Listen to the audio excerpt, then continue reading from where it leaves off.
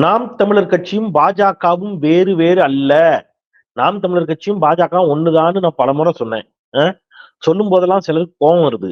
ஆனா இன்னைக்கு அது உண்மை என்று நிரூபிக்கப்பட்டிருக்கிறது. எப்படின்னு கேக்குறீங்களா? தமிழ்நாடு அரசின் சார்புல ஒரு அனைத்து கட்சி கூட்டத்தை கூட்டுறாங்க. தமிழ்நாடு முதலமைச்சர், தமிழ்நாடு அரசு ஒரு அனைத்து கட்சி கூட்டம். எதுக்காக? தமிழ்நாட்டுடைய மிக முக்கிய பிரச்சனை நம்முடைய உரிமை பறிபோக போகிறது. தமிழ்நாட்டில் இன்னைக்கு 39 எம்பிக்கள் நாடாளுமன்ற உறுப்பினர்கள் இருக்கிறார்கள். இந்த எண்ணிக்கை குறைக்கப்பட இருக்கிறது. இந்த எண்ணிக்கை குறைக்கப்பட்டால் அது தமிழ்நாட்டிற்கு பேராபத்து, அபாயம். திமுகவுக்கு மட்டுமா? அதிமுக, காங்கிரஸ், கம்யூனிஸ்ட், ஏன் நாம் தமிழர், பாஜக எல்லாருக்கும் சேர்த்து தான், ஒட்டுமொத்த தமிழ்நாட்டுக்கும் அது பேராபத்து. அப்ப இதற்காக ஒரு அனைத்து கட்சி கூட்டத்தை கூட்டினா பாஜக புறக்கணிக்குது. அது புரிந்து கொள்ள முடிகிறது. ஏன்னா அவங்கதான் அதை செய்யறாங்க. பாஜக எப்பவுமே தமிழின விரோத கட்சி, தமிழ்நாட்டுக்கு எதிராக தான் எல்லாத்தையும் செய்வாங்க. அவங்கதான் அந்த சட்டத்தையே கொண்டு வர போறாங்க. பாராளுமன்றத்துல தொகுதிகளுடைய எண்ணிக்கை அதிகப்படுத்த போகிறார்கள் மக்கள் தொகையின் அடிப்படையில். அதுல தமிழ்நாட்டுக்கு இழப்புற போகுது. அப்ப அவங்க அதுல பங்கேற்க மாட்டாங்க. நாம் தமிழர் கட்சியும் புறக்கணிக்கிறது. அப்போ இவங்க 2 பேருக்கும் இடையில் இருக்கக்கூடிய இந்த கள்ள கூட்டணி இருக்கு இல்லையா, மறைமுக கூட்டு, அதை இன்னைக்கு அம்பலப்படுத்த வேண்டிய தேவை இருக்கிறது ஒன்று. அப்புறம் என்ன சார் சும்மா தொகுதி மறுவரையறை, என்ன அது மறுவரையறை? இதுக்கும் எங்களுக்கு என்ன சார் சம்பந்தம் அப்படின்னு நினைக்கிறீங்களா? சம்பந்தம் இருக்குது. இது பார்த்து கொண்டிருக்கக்கூடிய உங்களையும் பாதிக்க போகின்ற பிரச்சனை. இது ஏதோ வேற யாருக்கும் சம்பந்தம் இல்லாத பிரச்சனை நினைச்சிடாங்க. என்ன பிரச்சனை? இந்த தொகுதி மறுவரையறை என்றால் என்ன? இதற்கு முன்பு இந்தியா சுதந்திரம் அடைந்த பொழுது இந்தியாவுல எத்தனை எம்பிக்கள் இருந்தாங்கன்னு யாருக்காவது தெரியுமா? இன்னைக்கு எத்தனை எம்பிக்கள் இருக்காங்கன்னு தெரியுமா? அப்ப தமிழ்நாட்டுக்கு எவ்வளவு எம்பிக்கள் இருந்தாங்கன்னு தெரியுமா? இப்ப தமிழ்நாட்டுக்கு எவ்வளவு எம்பிக்கள் இருக்காங்கன்னு தெரியுமா? இனி இந்த தொகுதி மறுவரையறை செயல்படுத்தப்பட்டால் இந்தியாவுல ஒட்டுமொத்தமா எவ்வளவு எம்பி இருப்பாங்க, தமிழ்நாட்டுக்கு எவ்வளவு எம்பி இருப்பாங்க, இதெல்லாம் தெரியுமா? அதெல்லாத்தையும் விரிவாக இந்த வீடியோவில் பேச இருக்கின்றோம். மிக முக்கியமானது ஒரு ஆதாரங்களோடு கூடிய ஒரு வீடியோ. எனவே அனைவரும் முழுமையாக இந்த வீடியோவை பாருங்கள் என்று சொல்லி, அனைவருக்கும் வணக்கம். இது தமிழ் கேள்வி. மீண்டும் உங்களை சந்திப்பதில் மிக்க மகிழ்ச்சி. நான் செந்தில். இது செந்தில் வேல் வீச்சு. இன்னும் உடல்நிலை பூர்ணமா சரியாகல. முழுமையாக தொண்டை நல்ல குரல் அப்படி இருக்குது. அதனால மன்னித்துக் கொள்ளுங்கள் என்று சொல்லிட்டு சோ கண்டனுக்குள்ள போலாம்.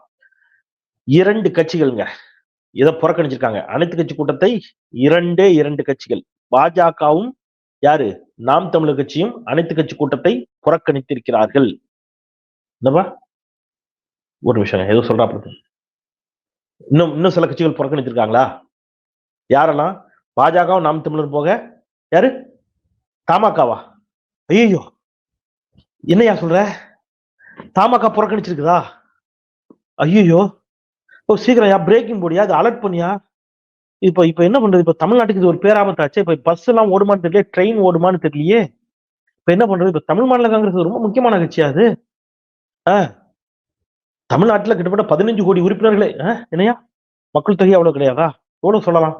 5 கோடி, 4 கோடி, 3 கோடி, 2 கோடி, 1 கோடி, தெருக்கோடி, ஏதோ ஒரு கோடி, புண்ணிய கோடி போ. பட் தமாகவும் புறக்கணிச்சிருக்குது. ஒரு பெரிய ஆபத்தாச்சே இது. தமிழ்நாட்டுக்கு இது ஒரு பெரிய, எப்படி நம்ம இதுல இருந்து மீண்டு வர போறோம்னு தெரியல. சரி விடு. அப்ப 3 கட்சிகள். ஓகே, நான் சாரிங்க, நான் 2 கட்சின்னு சொல்லிட்டேன். பாஜக, நாம் தமிழர் கட்சி, அதை விட முக்கியமாக தமிழ் மாநில காங்கிரஸ், 3 கட்சிகள் புறக்கணித்திருக்கிறார்கள். இந்த புறக்கணிப்பின் பின்னணியை நம்ம என்னையா, ஏன் என்ன ஏதோ சொல்ல வரப்ப தம்பி வருங்க. என்னங்க இன்னொரு கட்சி புறக்கணிச்சிருக்கா? யாரு யாரு? புதிய தமிழகமா? டாக்டர் கிருஷ்ணசாமி என்னையா சொல்ற? அவரும் புறக்கணிச்சிட்டாரா? ஐயோ, இது இந்திய பொருளாதாரத்துல பெரிய தாக்கத்தை ஏற்படுத்தும் ஐயா. டாலருக்கு நிகரான இந்திய ரூபாய் மதிப்பெல்லாம் கடுமையா வீழுமே. ஐயோ, இதனால ரஷ்யா உக்ரைன் போர் வலுப்பெற வாய்ப்பு இருக்குதுயா. ஐயோ, இப்ப என்ன பண்றது? இவர் புறக்கணிச்சதுனால ஒரு பெரிய 3ஆம் உலக போருக்கே வாய்ப்பு இருக்குதே. என்னையா நீ இப்படி, இது ஒரு பிரேக்கிங்கா இருக்கே. நான் தமாக புறக்கணிச்சதே என்னால தாங்க முடியல. இப்ப நீ புதிய தமிழகம் வேற புறக்கணிச்சிருக்குன்னு சொல்றீங்க. சரி, ஓகே, 4 கட்சி, ரைட், ஓகே. இந்த 4 கட்சியும் புறக்கணித்திருக்கிறார்கள். ஏன் இந்த என்னப்பா, என்ன பேச விடுப்பா. குறுக்க வந்தா என்ன அர்த்தம்? என்ன சொல்லு? 5 கட்சியா? இன்னொன்னா? அது யாரு? புதிய தமிழகம் தான் சொல்லிட்டியா? புதிய நீதி கட்சியா? ஆமா, புதிய நீதி கட்சி. கேள்விப்பட்டிருக்கேன் அந்த பேரை எங்கேயோ. புதிய நீதி கட்சி யோசிக்கிறேன். ஆமா, கரெக்ட். அப்படி ஒரு கட்சி இருந்துச்சுல. ஆமா. ஐயோ, அவங்களும் புறக்கணிச்சிட்டாங்களா? விலைவாசி எல்லாம் உயரும் ஐயா. என்ன பண்றது? இதுல இந்த செய்தியை கேள்விப்பட்டு யாருக்கா மாரடைப்பு வந்திருக்கா? யாராவது தீக்குளிச்சு அந்த மாதிரிலாம் ஒண்ணும் இல்ல. பார்த்து கவனமா இருக்க. ஏன்னா இது ஒரு முக்கியமான பிரச்சனை, இஷ்யூ. இப்ப புதிய தமிழகம், புதிய நீதி கட்சி, தமிழ் மாநில காங்கிரஸ் எல்லாம் இந்த அனைத்து கட்சி கூட்டத்தை புறக்கணித்திருக்கிறது அப்படின்னு சொன்னா தமிழ்நாட்டோட உரிமைகளை யார் மீட்டெடுப்பது? எப்படி? ரொம்ப சிரமம் தான். சரி பார்ப்போம். Right, okay. இவங்க எல்லாம் ரொம்ப முக்கியமான கட்சிகள் இல்லையா தமிழ்நாட்டுல? ஆமா, தமிழ்நாட்டின் நலன் சார்ந்து இயங்கக்கூடியவர்கள். இவர்கள் எல்லாம் புறக்கணித்திருக்கிறார்கள். ரைட், 5 கட்சி புறக்கணிச்சிருக்கு. அதுல 2 கட்சி, அதுல ஒரு கட்சிக்கு இப்பதான் அங்கீகாரம் கிடைச்சிருக்கு, நாம் தமிழருக்கு. ஒரு கட்சி தான் ஏற்கனவே அங்கீகரிக்கப்பட்ட கட்சி. மற்றதெல்லாம் கட்சி அப்படி வச்சுக்கங்க. ரைட், ஓகே, இருக்கட்டும். இப்ப இவங்க எல்லாம் சேர்ந்து புறக்கணிச்சிருக்காங்கப்பா. இதுக்கப்புறம் யாரும் இல்லப்பா, குறுக்க ஊருக்க வர மாட்டியா, நான் பேசலாம்ல.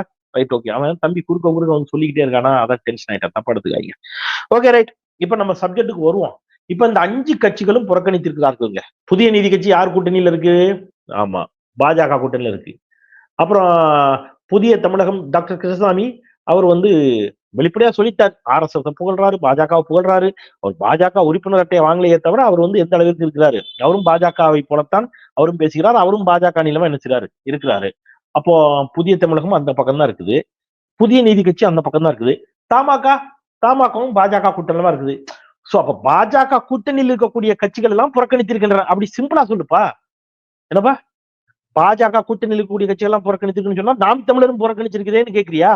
நாம் தமிழர் பாஜக கூட்டணிக்கு வெளியில இருந்து ஆதரவு. ஐயோ, நீ ஒருத்தன் உனக்கு புரிய மாட்டேங்குது தம்பி, குறுக்க குறுக்க வராப்லங்க. அதாவது தமாக, புதிய தமிழகம், புதிய நீதி கட்சி இவங்க எல்லாம் பாஜக கூட்டணியிலே இருக்கிறாங்க. உங்களுக்கு புரியுதா? நாம் தமிழர், நாம் தமிழரும் பாஜகவும் ஒண்ணு தானே, இதையும் பிரிச்சு பார்க்கணும். அதனால 2 பேரும் ஒண்ணு. சோ அவங்களும் கூட்டணி இருக்கிறாங்க. சீக்கிரம் அறிவிச்சிருவாங்க, வெளிப்படையா வந்துருவாங்க, கவலைப்படாத. ரைட். இப்போ பாஜக கூட்டணியில் இருக்கக்கூடிய நேரடியாகவும் மறைமுகமாகவும் இருக்கக்கூடிய இந்த கட்சிகள் எல்லாம் இந்த அனைத்து கட்சி கூட்டத்தை புறக்கணித்திருக்கிறார்கள். இப்ப இந்த சப்ஜெக்டுக்கு வந்தோம் அப்படின்னா இதுல என்ன சிக்கல் அப்படின்னு கேட்டீங்கன்னா, 1952 முதல் மக்களவை தேர்தல், இந்தியா சுதந்திரம் அடைந்து முதல் மக்களவை தேர்தல். அப்பொழுது நமக்கு இருந்த எம்பிக்களுடைய எண்ணிக்கை 489, 489 உறுப்பினர்கள் இருந்தார்கள். ரைட்டா? அப்புறம் 5 வருஷம் கழிச்சு தேர்தல் நடக்குது, 57. அப்ப என்ன செய்றாங்க, இதை கொஞ்சம் உயர்த்துறாங்க. எவ்வளவுங்க? 494. 89ல இருந்து 94 உயருது. அப்புறம் அடுத்த 5 வருஷம் கழிச்சு தேர்தல் 1962.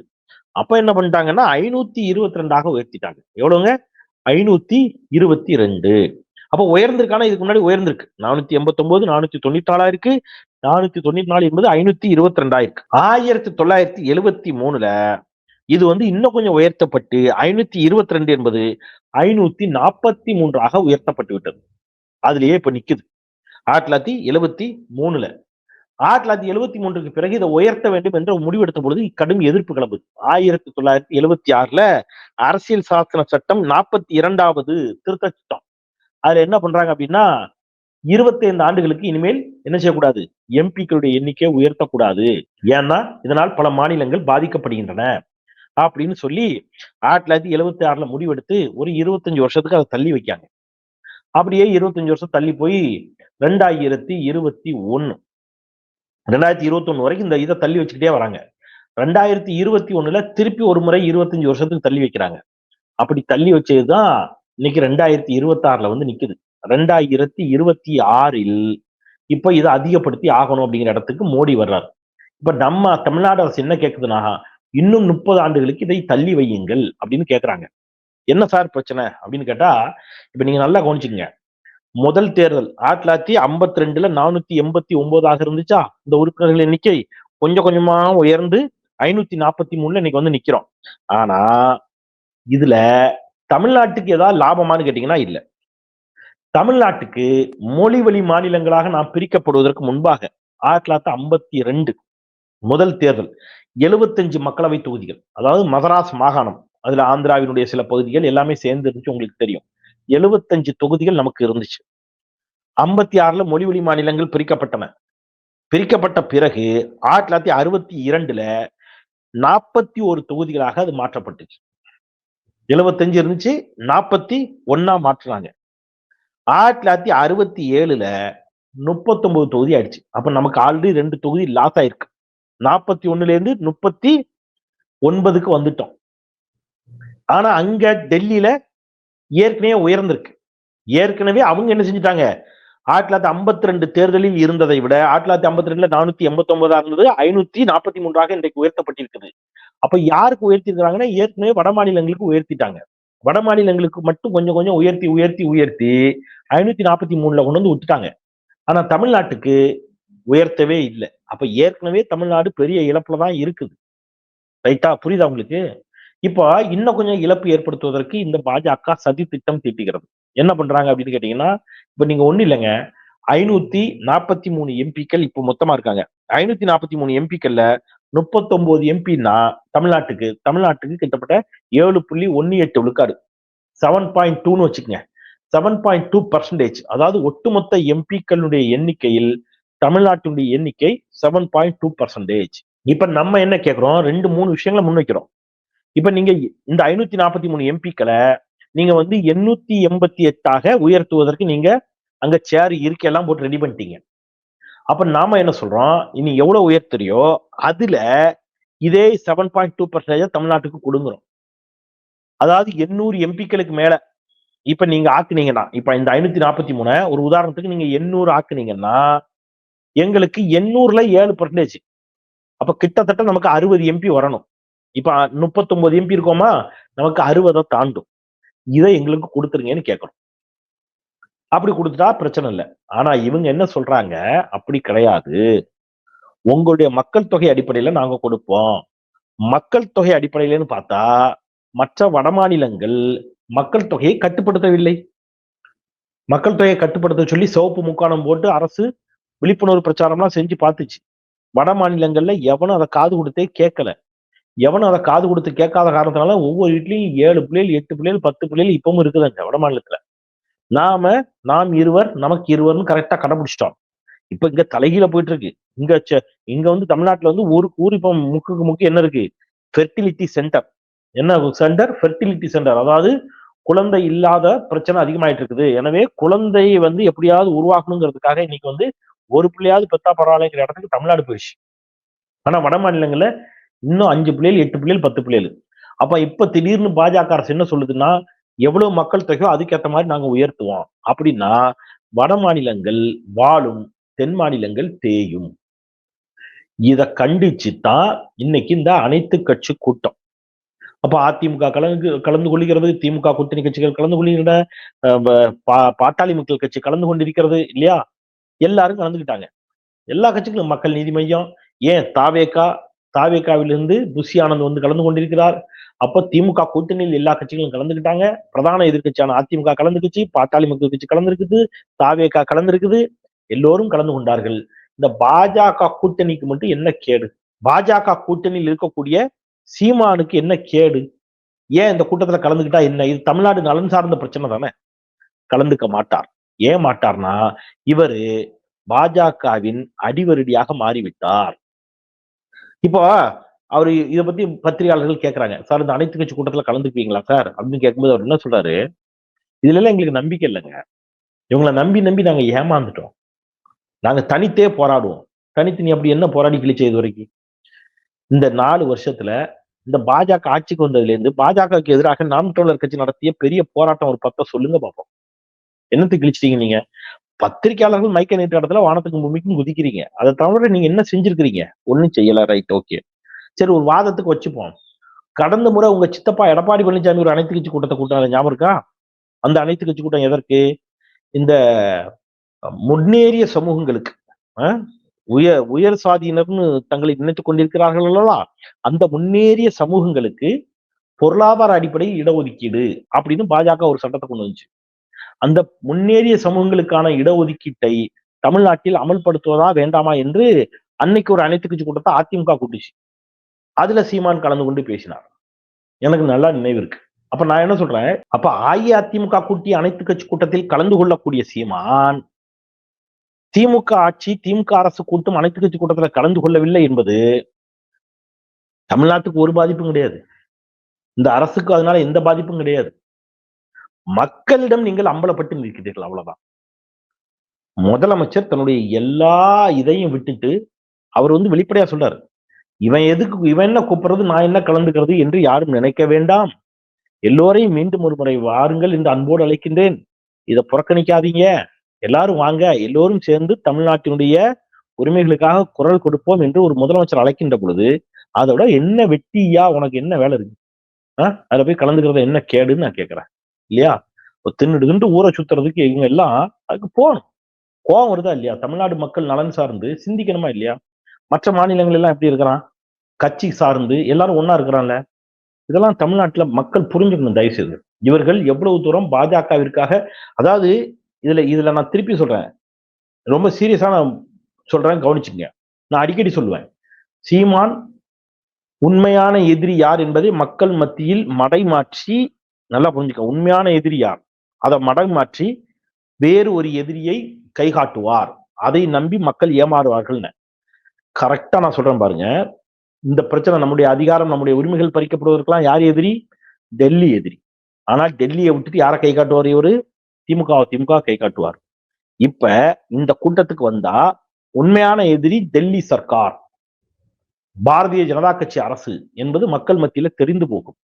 அப்ப அது தெரிந்து விடக் கூடாது. தெரியாம இருக்கிறதுக்கு என்ன செய்யறது? போனா தானே தெரியும், போகாமலே இருப்போம் அப்படின்னு இவர் என்ன செய்யறாரு? அந்த கூட்டத்துக்கு வராமல் தவிர்க்கிறார். அப்புறம் கூட்டத்துக்கு போனா அப்புறம் பாஜகவுடனான உறவு முறிஞ்சு போகக்கூடிய வாய்ப்பு இருக்கிறது. டெல்லியில பாஜகவுக்கு இணக்கமான வழக்கறிஞர், இவருக்கு எப்படி வழக்குல வாதாடுவார்? இப்போ பாஜக இவருக்கு நிறைய சப்போர்ட் பண்ணுது இல்ல? அப்ப அது கைமாறு செய்யணும்ல. அது கைமாறு என்ன? தமிழ்நாட்டு நலன்களை விட்டுக் கொடுப்பது. எனவே தயவு செய்து மக்கள் புரிஞ்சுக்கணும். அண்ணாமலைன்னு ஒருத்தன், அவன் பாருங்க, அவன் ஷவுக்கு எங்க வச்சிருக்கான்னு தெரியல, அவன் அடிச்ச ஷவுக்க எடுத்து இப்ப நம்ம நினைச்சோம் அந்த ஷவுக்கு வச்சு. ஏன் இந்த கூட்டத்துல கலந்துக்கிட்டா என்ன முடியாது உங்களுக்கு இல்ல? இப்ப தமிழ்நாட்டுடைய உரிமைகள் பறிபோனாலும் பரவாயில்லை. இப்ப ஒருவேளை நாளைக்கு இந்த தொகுதி மறுவரையறை அமலுக்கு வந்துடுச்சுன்னு வைங்க, அமல்படுத்தப்பட்டு தமிழ்நாட்டினுடைய எண்ணிக்கை 39 31 குறைக்கப்படும் வாய்ப்பு இருக்கிறது. அபாயம் இருக்கிறது, பேரபாயம் அது. அவ்வாறு குறைக்கப்பட்டால் அப்போதும் கூட இந்த சீமான் போன்றவர்கள், இந்த அண்ணாமலை போன்றவர்கள் ஒன்றிய அரசினுடைய தவறு என்று விமர்சிக்க மாட்டார்கள். அதுக்கும் மாநில அரசு தான் குற்றம் சாட்டுவார்கள். நம்முடைய மீனவர்கள் பாதிக்கப்படுகிறார்கள், இலங்கை ராணுவம் அவர்களை கைது செய்கிறது. அண்ணாமலை முந்தா நாள் சொல்றான், என்னன்னு, தமிழக மீனவர்கள் கடத்தலில் ஈடுபடுகிறார்கள். மீனவர்களை கொச்சப்படுத்துற வார்த்தை இல்லையா அது? கேட்டா உடனே அவங்க ஆளுங்கட்சியை சேர்ந்தவர்கள் அப்படின்னு அதுக்கு ஒரு முலாம் பூசி மறுக்கிறான். அதுக்கு அதை மறைக்க பாக்குறான். மொத்தத்துல நீங்க மீனவர்களை கொச்சப்படுத்துறீங்களா? அப்ப மீனவர்களை கொச்சப்படுத்தி அந்த அண்ணாமலைய சீமான் போன்றவர்கள் கண்டிச்சிருக்கணும்ல, கண்டிக்க மாட்டாங்க. அதான் சொல்றேன், 2 பேரும் யாரு? கூட்டு. அதை புரிந்து கொள்ளக்கூடிய ஒரு நேரமும் இடமும் சரியாக அமைந்திருக்கிறது, வந்திருக்கிறது. எனவே தமிழ் சமூகத்து சொந்தங்களே, தமிழ் கேள்வி சொந்தங்களே, இந்த அனைத்து கட்சி கூட்டம் மிகப்பெரிய வெற்றியை பெற்றிருக்கிறது. இந்த பாஜக கூட்டணியை சேர்ந்தவர்களை தவிர மற்ற எல்லோரும் வந்திருக்கிறார்கள். இது ஒரு மிகப்பெரிய வெற்றி. தமிழ்நாடு அரசுக்கு நன்றி, வாழ்த்துக்கள், பாராட்டுக்கள். இந்த இந்த தீர்மானம், முதலமைச்சர் கொண்டு வந்த தீர்மானத்தை அனைத்து கட்சியினரும் ஆதரித்திருக்கிறார்கள். அவர்கள் தரப்பு கருத்துக்களை பதிவு செய்திருக்கிறார்கள். இவையெல்லாம் குடியரசுத் தலைவருக்கு அனுப்பி வைக்கப்படும். தமிழ்நாடு ஒருபோதும் வஞ்சிக்கப்பட்டு விடக்கூடாது என்பதில் நாம் அனைவரும் என்னவா இருப்போம்? உறுதியாக இருப்போம் என்பதை சொல்லி, மீண்டும் ஒரு முறை, தமிழின விரோத அரசியல் செயல்பாடுகளோடு இருக்கக்கூடிய இவர்களை அடையாளம் கண்டு புறந்தள்ளுவோம். ஒன்று சேர்ந்து தமிழ்நாட்டை காப்போம். மீண்டும் ஒருமுறை தமிழ் கேள்வியை சப்ஸ்கிரைப் செய்து பாருங்கள் என்று அன்போடு கேட்டு விடைபெறுகின்றேன். குரலற்றவர்களின் குரலாய் நான் செந்தில். நன்றி.